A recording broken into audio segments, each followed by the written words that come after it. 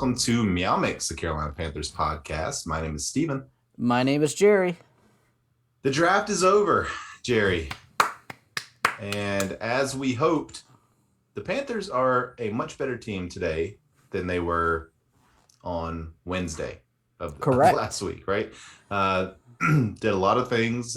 We've talked about their first two picks.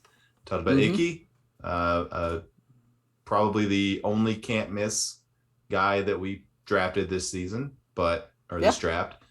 But position of absolute need, the Panthers got him.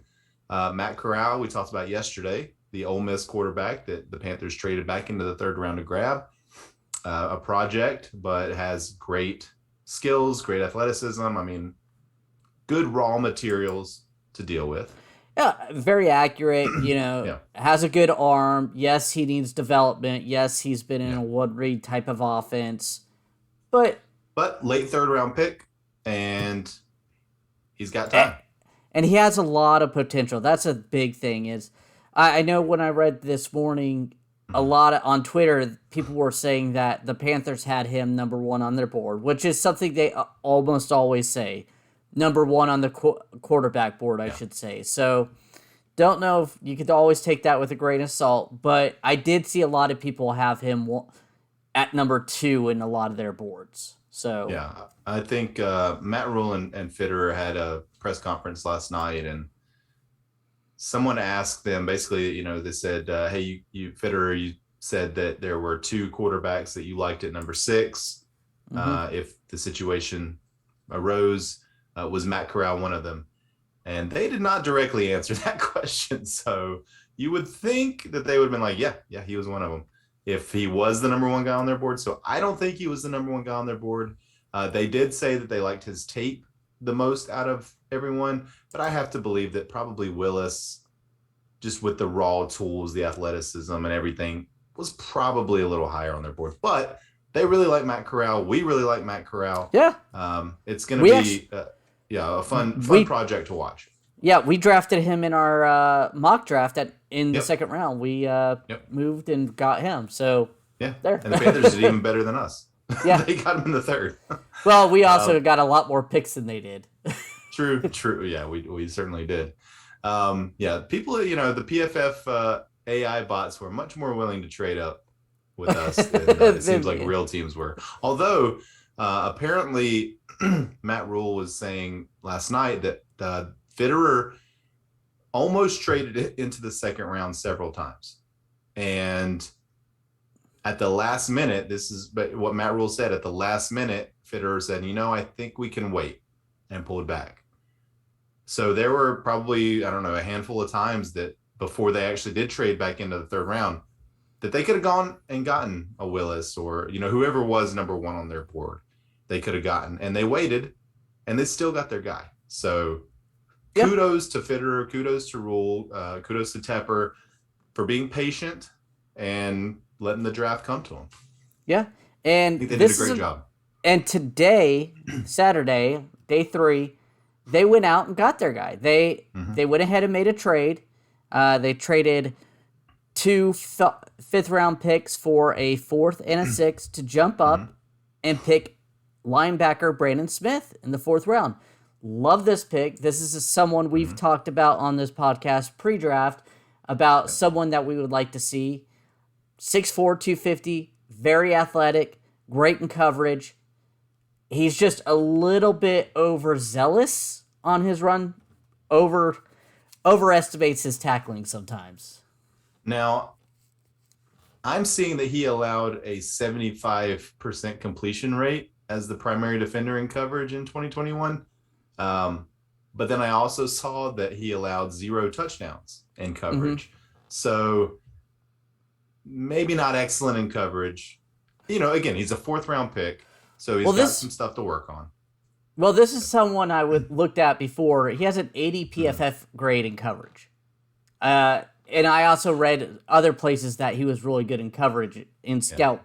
So that's why I say that. It could be one of those things where he's allowing short completions, never allows the guy to get behind him, never allows them to get in the end zone. So certainly not giving up touchdowns definitely helps his PFF score. So, but yeah, I mean, a 75% completion rate, that's pretty high as a primary defender.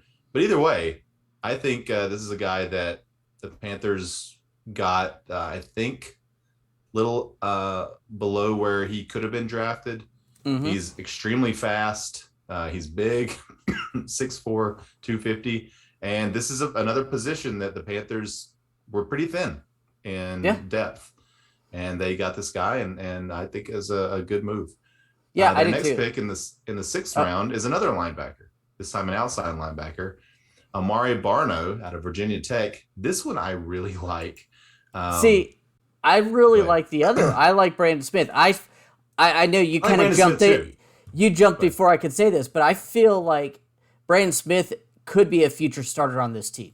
Not this year, but he needs to get better at processing and everything, get better on the run defense. And this defense has holes at linebacker that he could eventually start in a couple years or next year, depending on how he grows. He very well could. I mean, you know, a fourth round pick, I am hesitant to project that they could be a starter. But it very well could be. I mean, you see fourth, fifth, sixth, seventh round picks all the time become starters. So but I do like Brandon Smith. I wasn't trying to move on so quickly that you couldn't say that. But I like Amari Barno, the 6'5", 250-pound linebacker we got from Virginia Tech. Ran a 4.36 40. The best among. Oh, I'm sorry. Yeah, they've got him listed as a defensive end, but I mean he's an edge rusher. Just say edge rusher. Yeah. But 4.36 edge rusher. He's had comparisons to Brian Burns in terms of his athleticism. Mm-hmm. Technique, he definitely needs work. Oh yeah. Again, 6th round pick. But in terms of raw athleticism and like a tools that you can mold, I think this guy has a really high ceiling. Maybe a low floor, but he's got a high ceiling.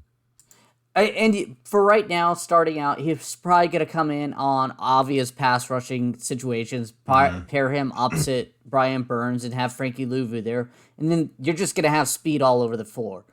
Yeah. I mean, that's just what's going to happen, especially the way the later on in the draft, it looks like Fitter really, he wanted the athletes. I want this guy, Matt Rule, you're going to need to mold them into better players because they're rough around the edges, but they have potential to become studs.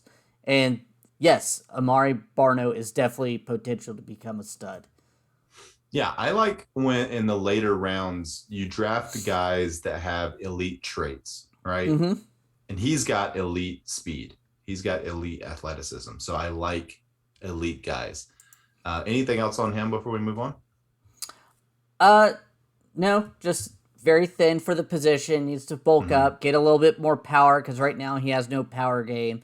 And this is something that coming into the NFL, you're going to work on with him. Mm-hmm. And that's just expected.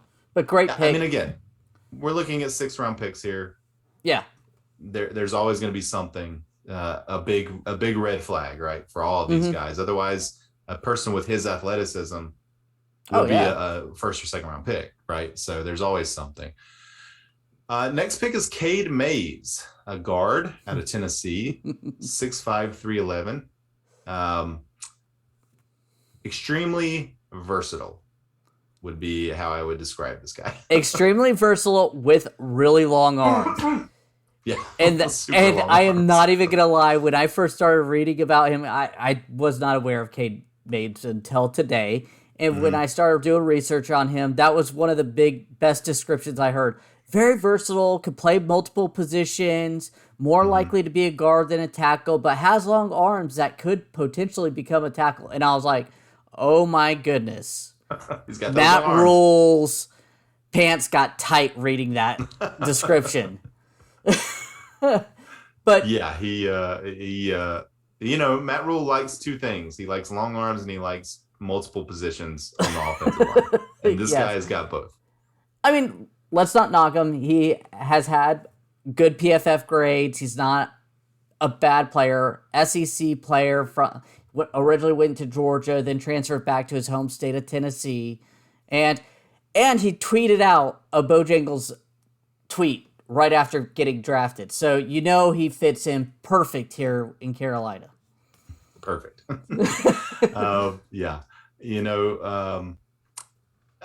I again, it's a 6th-round pick, but adding to the depth on the offensive line, always a good idea, right? And I like versatility in backup linemen. There's a little bit difference when you're drafting a left tackle to start versatility versus, hey, I'm getting this guy in the 6th round to develop, and then he could play guard, maybe a swing tackle if needed. Injuries happen all the time on O-line. So could play center. I mean, he played every offensive line position in college. So, in terms of a 6th-round pick, I'm never going to say this was a bad 6th-round pick unless it's a long snapper, right? Luckily, there were none of those this season. But, he's not a great player. I don't think that this is a future starter, but depth, great. Yeah, absolutely. Love it. Tell us about this last guy, Jerry. Kaelin Barnes was drafted in the 7th round, pick 243, 6 foot, 183 pounds.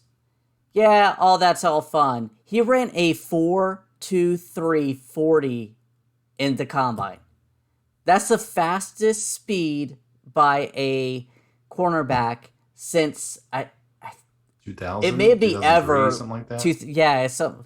Maybe since they've been actually clocking it. I don't know the exact date, but that is insane. Yeah. You want to talk about elite traits. That right there is elite.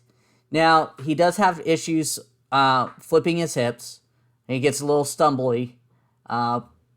Again, too fast for his body, I think. Maybe. To be honest with you, that's one thing I read, that he does need to work on better control of his body, especially with that speed. But he can make up if he slips up because of that speed. Right. He also needs to work on zone coverage. Well, again, 7th-round pick. Like, he's gonna have, this is a major project. But again, he's got the elite trait, and he's got a guy on the team that the Panthers gave a lot of money to in the offseason who had similar weaknesses, right? When he came in, and Dante Jackson, extremely fast guy, relied too much on his speed and has sort of figured it out, right?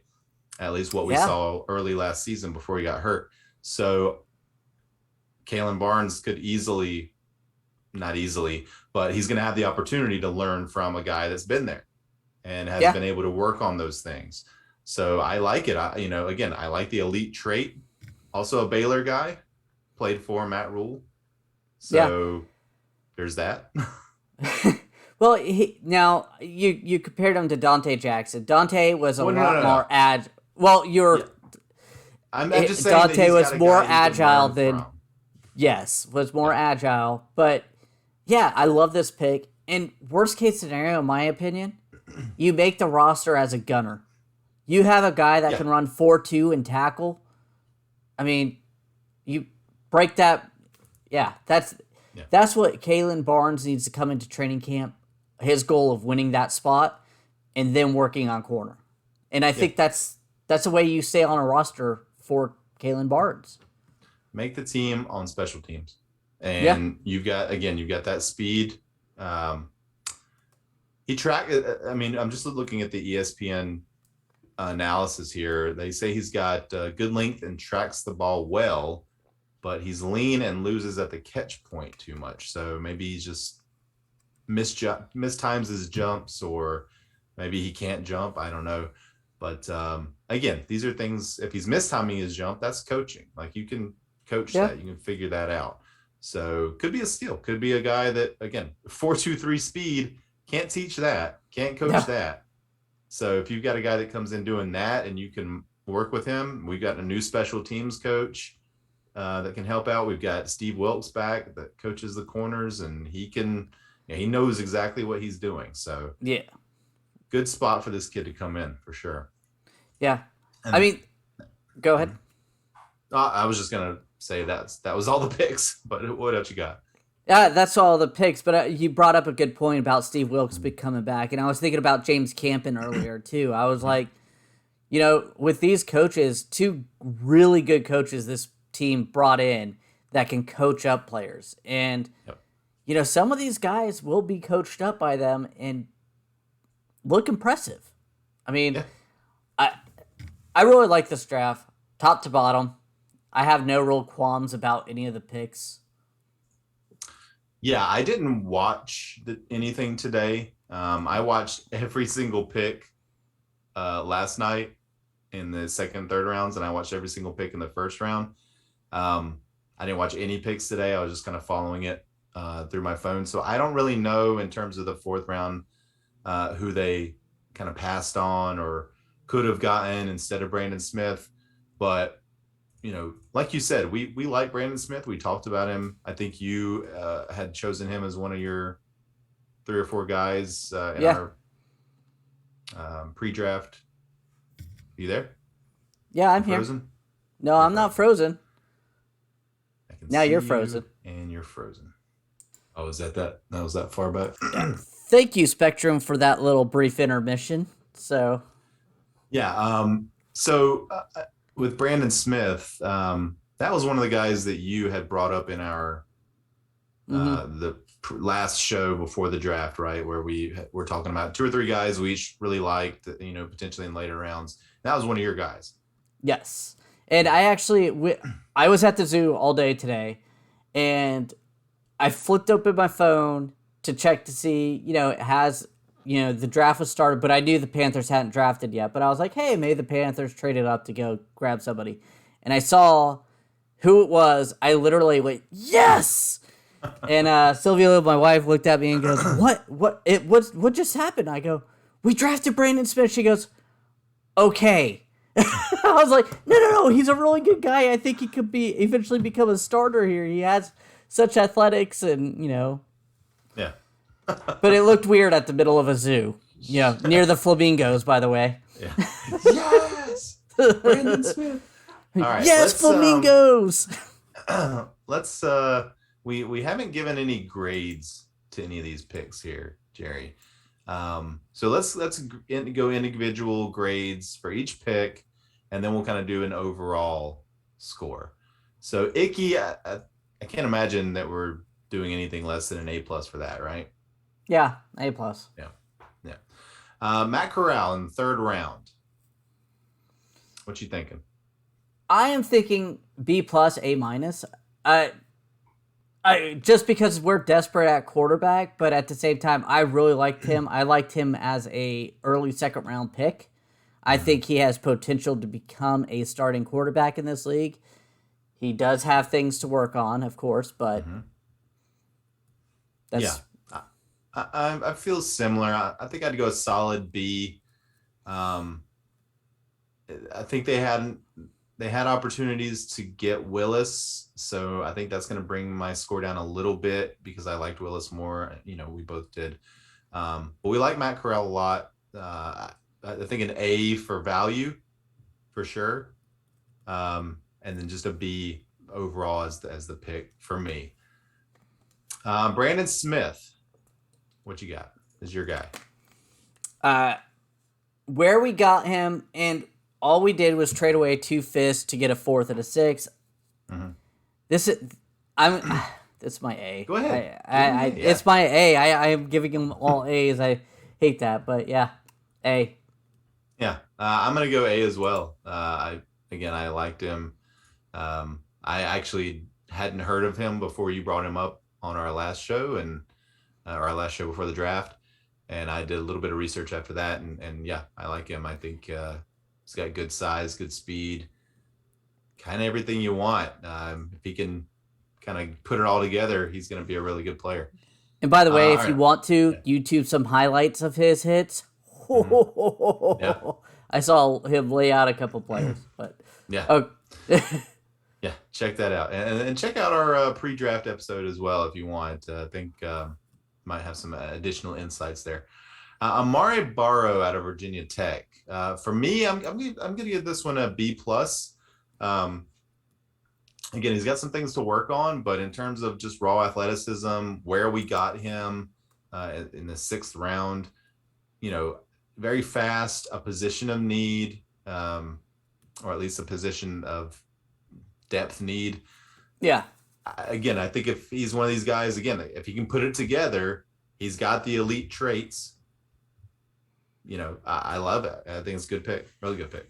Yeah, I'm gonna go B, B plus, like more B, just because he does have that elite trait, but that's all he has. He has no power.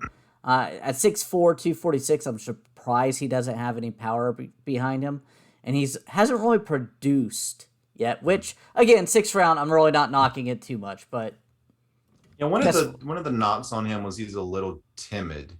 It seemed like he didn't go hard all the time, right? So that's something that, again, good coaching and the possibility of big contracts can do that. Yeah, for you. It can be a great motivator. So I mean, he's got a good. A big thing that they did is they drafted guys that have a lot of skills close to what we already have. Like Brian Burns is a big, fast guy. I'm trying to look at 6'5", 250, so he's an inch shorter, 4 pounds lighter. Amari is very similar to him though. So he was a guy who said he didn't have much power coming out of the draft. That all he relied on his speed. Well, it's transitioned well, so it's transitioned pretty well. Yeah, that could be a diamond in the rough, honestly. Of all these later round picks, I think he might be my favorite. Kade Mays. What you thinking? I'm gonna give him B plus because he's come from premier schools in Georgia and Tennessee. He has great size, great versatility. I love that. And he's produced decently in college. So therefore, I'm going to give it a B plus in 6th round. I mean, you're looking for depth. That's where he's at. Right. It's so hard to give bad grades really to any of these guys in the later rounds here. I think I'd go B minus maybe, just because he maybe one of those guys like a jack of all trades, master of none type of guy. Don't know really where he fits. Don't think he's good enough to play tackle. No, he's a guard. Yeah, he's a guard, but he's got a lot to work on. I would not be surprised if he didn't make the team, but again, he's got good the versatility, which Matt Rule loves. So he's got the chance, but I'm gonna go B. I'll go solid B. And our last guy, Kaelin Barnes, out of Baylor, cornerback. What you thinking? Man, I see. I'm gonna go B. I love his speed. Again, elite. He has an elite, but he hasn't been able to put it together. He's not as agile as someone with that speed should be. So I am worried about that, but I think he can really make a difference on special teams, and I'm hoping he can do that. At least at first, and kind of learn the quarter game. I'm actually gonna go A. Getting a guy that ran a 4.23 in the 7th round and bringing him into a team where you've got a really fast corner that had to work on his game and stop relying on his speed so much. Just a really good mentor type guy. And I think Dante Jackson's at the point of his career where he can be a good mentor. I really like this pick. And I think if he can make it through this first season still on the team, I think that's a big if, right? 7th round pick is always a big if. But with his growth that he needs to take, he's going to have to really show something in training camp to stay on the team. But I think if he can make it, he's one of those guys that could develop and turn into a real steal. So I'm going to go an A for that one. Draft overall, Jerry, what you thinking? A. There's not much question in my head right now that the way I feel about this draft is A. I really liked Scott Fitterer's 2 drafts so far. I still really liked last year's draft as well. So I know they haven't all panned out yet, but I like a lot of the potential that's still there. And I like the potential, and I love the way it was worked here with the handcuff of no second and third round pick, needing desperation at quarterback. And I'm going to say this now because it's 25 minutes in and hardly anybody's listening anymore. But Matt Corral, if he doesn't work out and we suck this year, guess what? We could still move up to get C.J. Stroud or Bryce Young next year. We still will have those those draft capital to get rid of them. Yeah, and that's something we should have mentioned last night. Because Matt Corral is like an end of the third round guy, you're not married to him forever. No. Right? If he comes in and it just doesn't look like he's working out and the Panthers have a top 5 pick next season, you better believe they're going to draft one of those quarterbacks. Oh, yeah. You might even give up next year's first or 2 years first to jump up to 1 or 2 and get them. That is the type of guys these guys coming out are. But especially because Matt Rule will probably not be the coach if the Panthers are in that position. So exactly. You have a new coach coming in, going to want his own guy. And I believe that, they could make that happen. So overall for me, I think, I don't know, because I'm not as high on last year's draft as I was. Right. I don't think some of these guys they picked are going to work out, unfortunately. This year, I really like what they did. I wish they would have gotten a receiver in a deep receiver draft. I wish they could have found a way to do that. Again, they were handcuffed with the amount of picks they had. I think they really did a good job addressing needs with these picks. Yeah. So, I think I'll go A-, just because didn't really get the quarterback we wanted. Did get the tackle we desperately needed. And then we filled in with some guys towards the end of the draft that could be, potential starters down the road. So, overall, solid A for Scott Fitter. Yeah. And before we sign off, Panthers have started signing undrafted free agents so far. Elon quarterback Davis Cheek, Miami wide receiver Charleston Rambo, love that name. Illinois linebacker Kaelin Tolson, Kentucky defensive tackle Markeen McCall, FSU wide receiver Andrew Parchment. So that is what is being reported so far. Yeah. And I figured that they're going to be competing against the bottom rung guys for special teams, and Shi Smith is on alert now because that arrest. If he wasn't already from his legal situation, exactly. I'm surprised he's actually still on the team, to be honest with you. But I guess I'm surprised Damian Wilson is still on the team. Smith, I guess there's no point in cutting them now. Yeah. I mean, when the rosters could be 90 plus people. So, yeah. But overall, good weekend for the Panthers. They improved the team up by a lot. And honestly, if some of these guys hit, then we're set for a while on some major positions. So, good job. Good job. Yep. We want to thank everyone for listening. If you like the show, please let your friends know. Please follow us on Twitter at MeowMix Podcast. If you have any questions or comments, you can email us at mailbag@meowmixpodcast.com. And if you leave us a 5-star review with a comment on Apple Podcasts, we'll read it on the show. I don't know when we'll be back. We might take this week off just because, this is 4 shows this past week. So I think we might take a week off just to kind of regroup unless something happens, Panthers make a trade or, Jadeveon Clowney's still out there. I have a feeling. Yeah, make a major free agent signing, something like that. We'll definitely come back and talk about that.